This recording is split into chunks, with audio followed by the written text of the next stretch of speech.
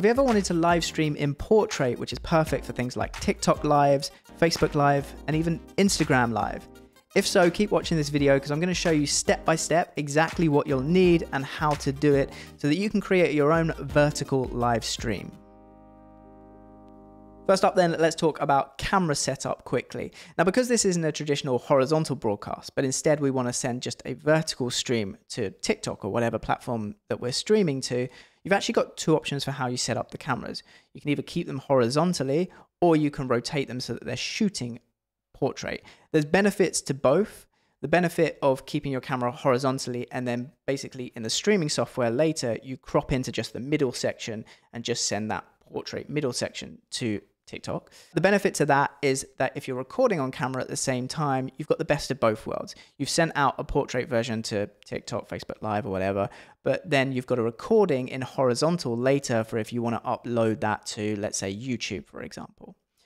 The negative or the cons to doing that way is because you're cropping the image before streaming and you're basically zooming in and cropping, it's not quite as good quality if you do the second option, which I prefer, which is when you're shooting, actually set up your camera so that it's rotated 90 degrees and is shooting portrait mode. Because then you're making full use of every pixel, you're shooting 1080p, and all you're doing in OBS later before you send it to TikTok is just rotating the image. You're not cropping any areas out, you're not losing any quality. The second thing to think about is how complex you want your setup to be. Are you going for a more simplistic one camera setup, in which case you just go directly out of the camera's HDMI into a capture card, and I'll show you that in a second? Or do you want to create a more professional looking broadcast with multiple cameras? In which case you can do the setup which I'm going to show you today, which I've got two cameras set up here going into my ATEM Mini Extreme Vision Mixer. So I've got one camera pointing at me and I've got another camera which I'm treating a bit like a product shot.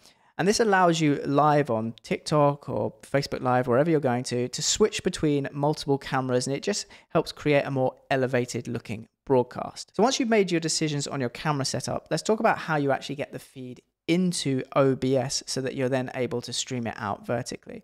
And there's a couple of different ways that you can do that, but you're basically going to need a capture card. Now, a popular option that a lot of people go with is the Elgato Camlink 4K. This just plugs in, it's a USB 3 device. It allows you to plug an HDMI in, so whether you're going directly from one camera or if you're using multiple cameras like I am, you just take an HDMI out from an ATEM Mini or any video switcher into this Camlink capture card, and then this just plugs in USB 3 to your Windows PC or Mac, and OBS will detect this as a video device. I like these, they're pretty cheap, they're good. But I do find sometimes that the performance in these can sometimes like stutter. The video quality is good, but I've noticed with Camlinks, like I sometimes get some stuttering video and things like that. So what I tend to use for especially most of my professional broadcasts and for my clients when I'm doing vertical live streams is actually this. It's the Blackmagic Ultra Studio Recorder 3G, and this is a Thunderbolt 3 device. So it's really simple to use. You just have a Thunderbolt 3 connection on one end, and then I just connect the other end straight into my MacBook Pro.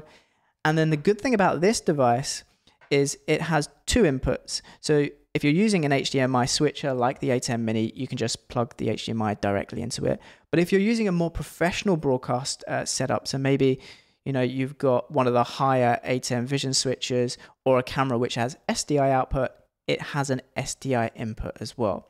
So it'll take both HDMI and SDI input directly into this device and then send the audio and the video to my MacBook Pro, which can then be detected by OBS.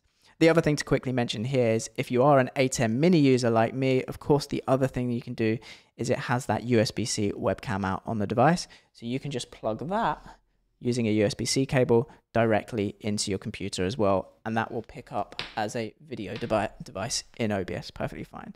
So there's loads of options for actually getting the signal from your camera or your video mixer into your computer. Next, let me show you how to set up OBS and what settings you need to do to actually get everything working vertically. But before I do that, let me talk to you very quickly about today's sponsor of this video, QNAP. QNAP creates a wide variety of network-attached storage devices. A NAS, as they're known in short, is a bit like a giant hard drive that stores all of your data in one safe and central location, but it's connected to your network, so multiple people and devices can access and work from it at the same time, whether that be from home, in your office, or remotely from anywhere in the world. They offer a wide range of features like 10 gigabit Ethernet and Thunderbolt 3 connectivity for blisteringly fast file transfers, and a whole host of apps too, like my personal favorite, the Hybrid Backup and Sync app, which will automatically take care of regularly backing up your data either locally or to the cloud. QNAP's NASes are scalable and flexible. You purchase the size of the NAS you need and then populate it with whatever hard drive sizes you require. Take my QNAP for example. I've got 5 of Western Digital's Red Plus 12TB hard drives that give me a total of 60 terabytes worth of storage. Plenty for all my video editing projects. I've also fitted 4 Western Digital SSDs to get even faster read and write speeds thanks to SSD caching. I went with the Western Digital drives as they're optimized and specifically designed for use in a NAS enclosure and are tested for 24/7 use. If you want to find out more about my NAS setup and how it has completely changed the way I work, check out my video linked in the description below. There's also a link to QNAP's website below so you can check out their range of fantastic NASes in more detail. Big thanks to QNAP for sponsoring the channel. Right, I've opened up OBS. I've got a fresh install of OBS here, and I'm going to show you the settings that you're going to need to put in. So the first thing that we're going to need to do is go into settings on the right-hand side here, and just go over to video. So in here, by sort of natively, it sets the base canvas obviously to a 16:9 ratio canvas. What we actually need it to do instead is switch this around. We actually want it to be 1080 times 1920. So you can just type that in and make sure the output scale resolution also says the same thing. So you'll just need to type that in again there. You can leave the downscale filter the same as by Cubic. Now the common FPS value, in most points, 30 frames per second is going to be absolutely fine.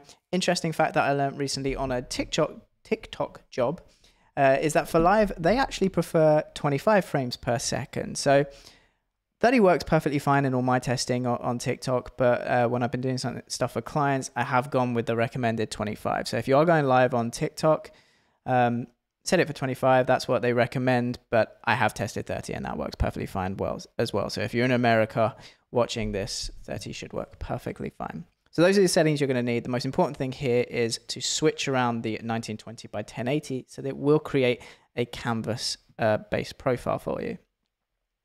Now, a couple of other things that you can do in here as well. Go into the output tab and go to advanced. And then for the streaming, again, dependent on the platform that you want to go to, TikTok actually doesn't recommend or recommends a streaming bitrate of around 2,500. I've pushed it up to 3,000, perfectly fine. I've actually streamed at up to 6,000 on TikTok, perfectly fine as well. Now, I don't know if they do any transcoding like YouTube do. So when you send YouTube live a feed, it will transcode all of your feed into different resolutions, which makes it easier if someone is watching maybe over 3G and doesn't have a great internet connection. It will serve them like a 360p version of your live stream rather than a 1080p, and they suffer a load of buffering. So it'll try and work out what the viewer's internet connection is like and then serve them the best possible quality for their internet connection. I don't know if TikTok does that. I think Facebook does do transcoding. And I don't think Instagram does do transcoding. So basically what that means is whatever bit rate that you push to TikTok, that just gets sent to the viewer. So if they're on a bad internet connection and you're pushing a really high bit rate, they're going to have a lot of buffering. So you don't want to set this too high, but obviously the higher you set it, the better quality that your live stream is going to be. I've settled for somewhere around 3,000 to 4,000 on the bit rate. Seems to be a good middle ground between, even when I'm on like a viewer is on like a 3G or 4G connection, they have a good experience as a view, but also good quality. So I've settled with 3,000 here. Feel free to copy that as well. You can also set the keyframe interval. Most platforms prefer 2. For the stream, again, this is where later on you're going to put your stream keys, but for now you can just set it to custom, and I'll show you later on per platform how you get the stream key for each. And I don't think we need any other. I tend to disable all of the audio here, and I think that's pretty much the setup for now. So you can hit apply and click OK, and you can see straight away we now have a portrait orientated canvas to work with, which is exactly what we want. Now in the scenes section down here at the bottom, this is where you're going to create your scenes depending on what you want to put on your broadcast. Now, if you just want to take the video feed from your camera or the A10 Mini, and that's the only thing that you're going to need, you only need one scene. But you might want to add other scenes, which are maybe like a "we'll be right back" slate for if you have technical issues. You might want to do an opening countdown, and you just add all these as video clips as different scenes. So the one we're going to work with, and I'll just rename it right now, is actually our input. And we're going to go into sources here, click the plus button at the bottom.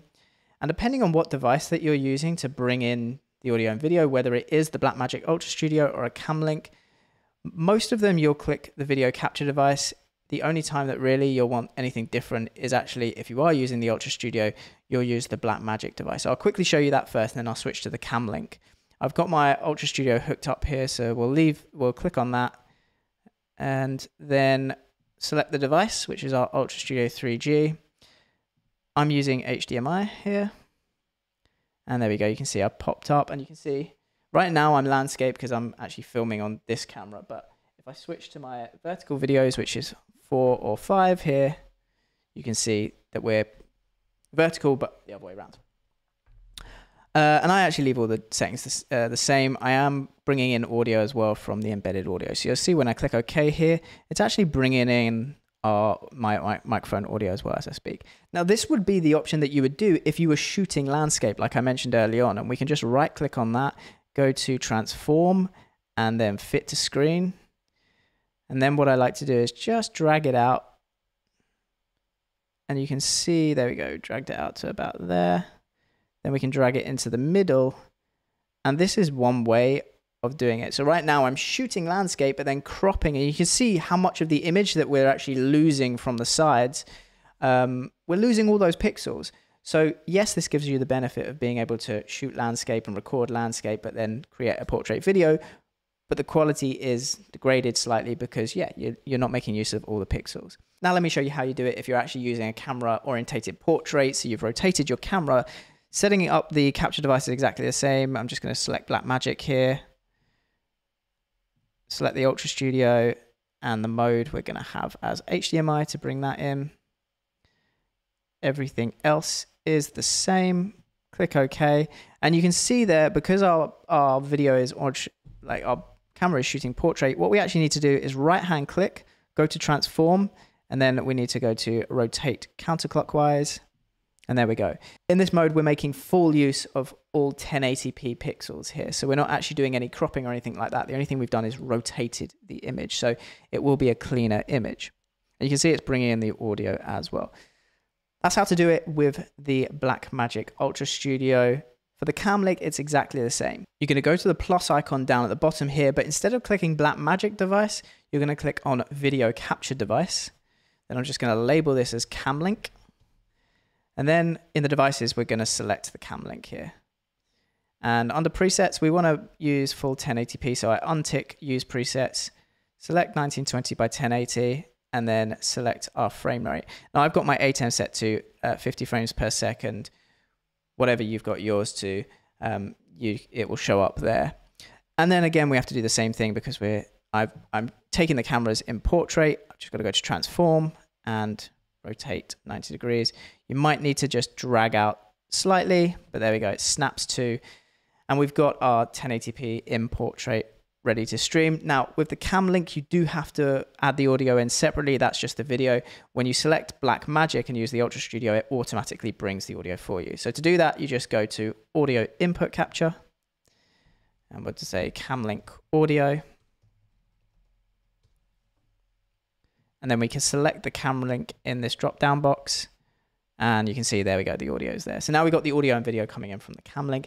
It's exactly the same with whatever other video capture device that you're using. Same process applies.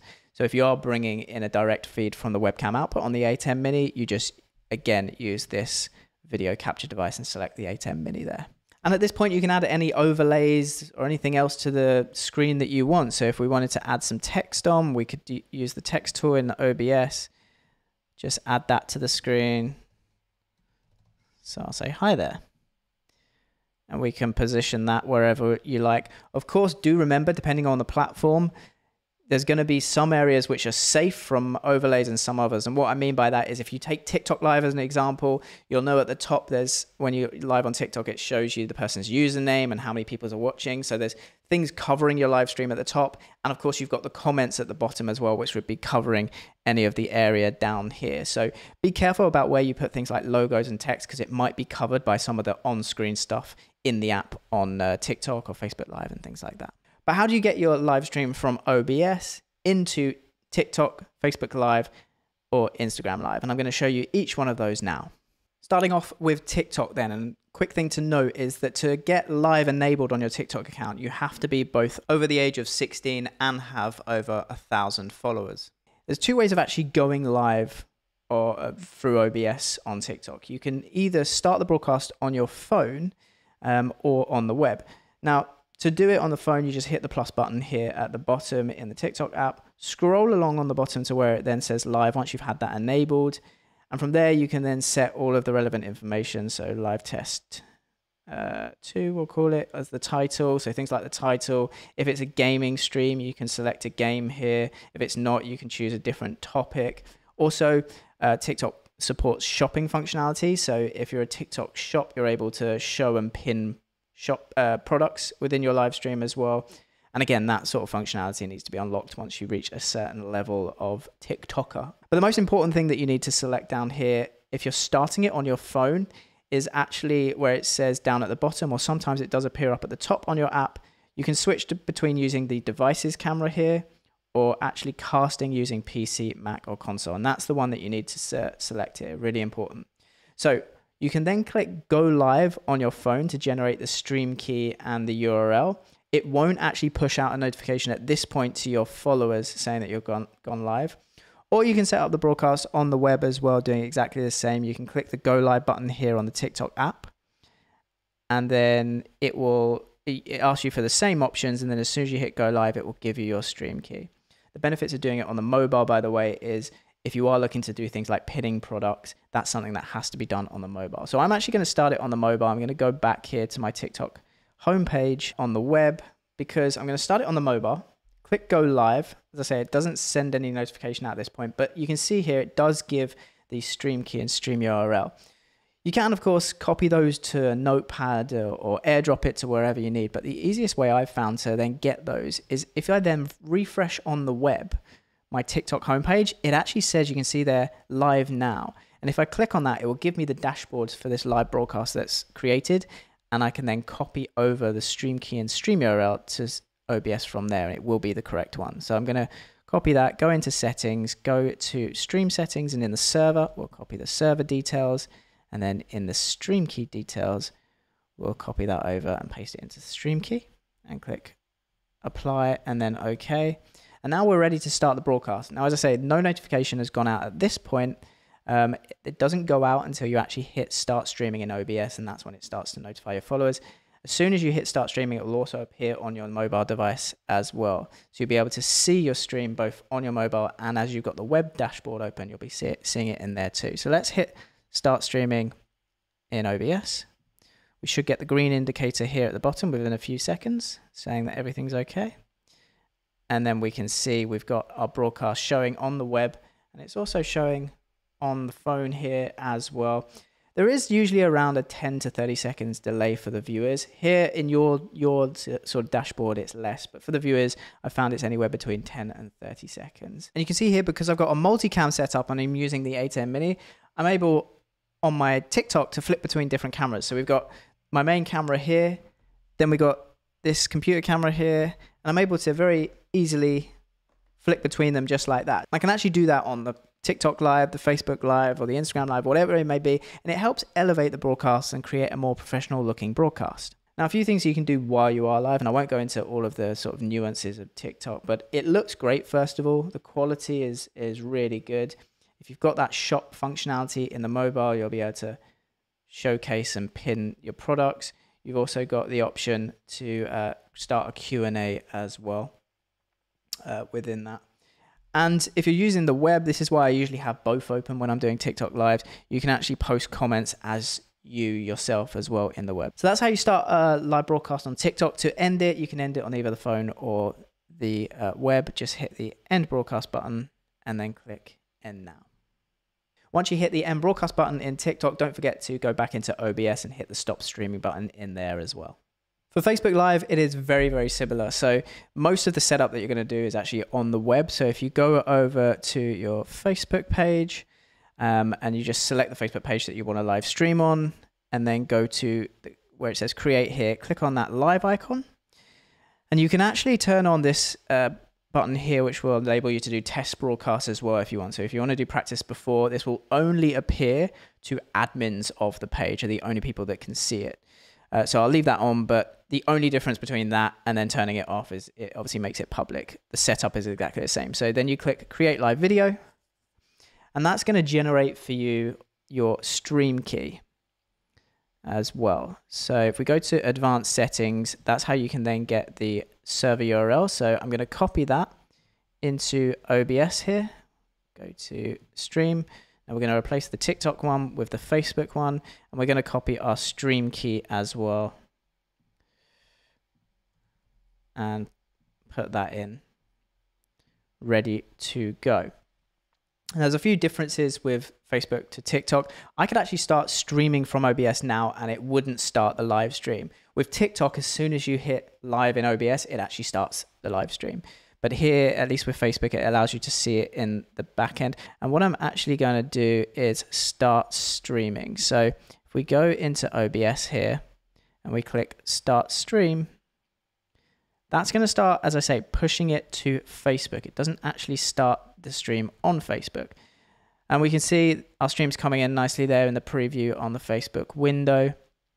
We can then set a title. So title 1, test stream. And that's pretty much ready to go. So let's actually start the test, make sure it's going on the right page. Now, start test. Starting the video, again, the only people who will be able to see this are page admins. So there we get some stream metrics as well, so we can see that everything's healthy. And now if I refresh on my phone and I'm on my page here, I can see I've got the live stream available. I can preview that in here and it pops up just fine. I can test writing a comment and test everything. But yeah, the stream is working perfectly fine in Facebook Live. We've got the stream metrics and the stats here, and there's a lot more that you could do with Facebook Live. With TikTok, you can run polls and things like that, and a lot of that functionality is built into the actual web console. It's even got its own graphics stuff that you can do now in Facebook Live. When you're ready to end the broadcast, all you do is, first of all, you want to end it in Facebook, so just click the end. It will say end broadcast, but obviously this is a test one for me. Click that button. It will then give you some stats, and it will actually end the live stream on your mobile device as well. And then importantly, you're going to want to go back to OBS and again, just hit stop streaming, and that will stop the stream going out to the back end of Facebook. So that's how to live stream on TikTok, how to live stream on Facebook Live. But the big question, what about Instagram Live? The first thing to say is there is no officially supported way by Instagram of streaming to the platform from a third-party encoder like OBS. They don't support it. The only way they actually officially support going live on the platform is via your mobile device. However, there have been some third-party services pop up that do enable this feature, but, and here is your warning, they're not officially supported by Instagram, and technically they do therefore, because they're using Instagram's private API, they do therefore break Instagram's terms of service. And so you are, if you choose to use this, you are risking your account being terminated by Instagram. It's highly unlikely, but I do just want to warn you, don't use this for any client work or anything like that, because whatever account you are going to use this method on, you are risking not just the broadcast being stopped, but the whole Instagram account being deleted, wiped, gone. You're not going to get it back. So there's your warning. I don't recommend this. However, I am going to show you how to do it for educational purposes and because it's fun.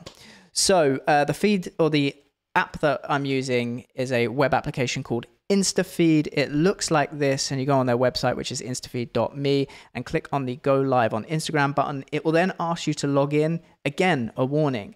It's going to require your Instagram username and password. I don't know how legit these guys are. I don't know what they could be doing with your password. They say they don't store it, but that is just a line on their website saying that they're not. So yeah, don't use this for anything important. Once you're logged in, it then does give you your stream URL, so you can copy that first of all. So select that, go into OBS, go into settings, go to stream, and go to server. And then we'll just go back. We then need to actually title our broadcast. So I'm going to put live Insta test from OBS. Click create new broadcast. Similar to TikTok at this point, the push notification doesn't go out, I don't believe. So we'll click create new broadcast. It tells you what it's doing at the bottom. It's creating the new broadcast. Hasn't got a signal yet. It then gives you the stream key though, which we can copy into OBS and click apply. And then when we're ready, we can hit start streaming. Now I'm going to open up my Instagram app here and just refresh to see if anything goes out.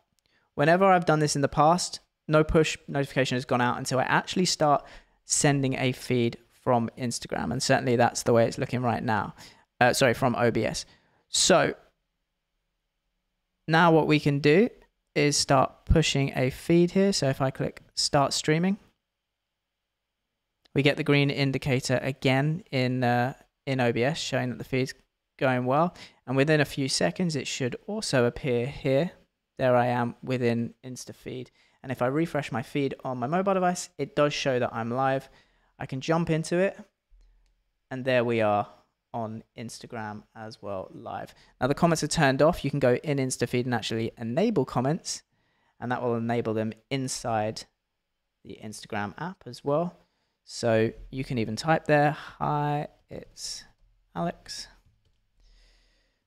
And that will post a comment onto the live feed too. So that's how you can go live from OBS. And we still have all the functionality of switching between cameras. So you can see here, it switches. There is a delay. There's about, I don't know, 15, 20 seconds or so delay. But you can see switching perfectly fine between the cameras and the quality looks great. Now it won't save it to your stories or anything like that for later, but there is within instafeed.me a share to IGTV, which then will allow you to upload the replay as an IGTV to the same account. It can also even do a feed preview post as well. So if you did want to keep a replay on your account, it will just upload it for you as an Instagram TV video. So there you have it, how to live stream on TikTok Live, Facebook Live, and even Instagram Live as well. If you're new here and you enjoyed this video, please do hit the subscribe button, turn on the notification bell for more videos just like this. Also, if you found this video useful, please consider giving it a thumbs up because it really, really does help. I can't stress that enough. Of course, if you've got any questions about this video, you can put them down in the comments below. I read through all of them and we'll try to reply to as many of them as possible to answer your questions. If you need a more instant answer or help with your setup, you can email me on the email address down below and we can book in a one-to-one consulting session. I can take a look at what you're trying to do and your setup and make sure it's performing to the best of its ability. Once you've done all that, guys, I will see you on the next video.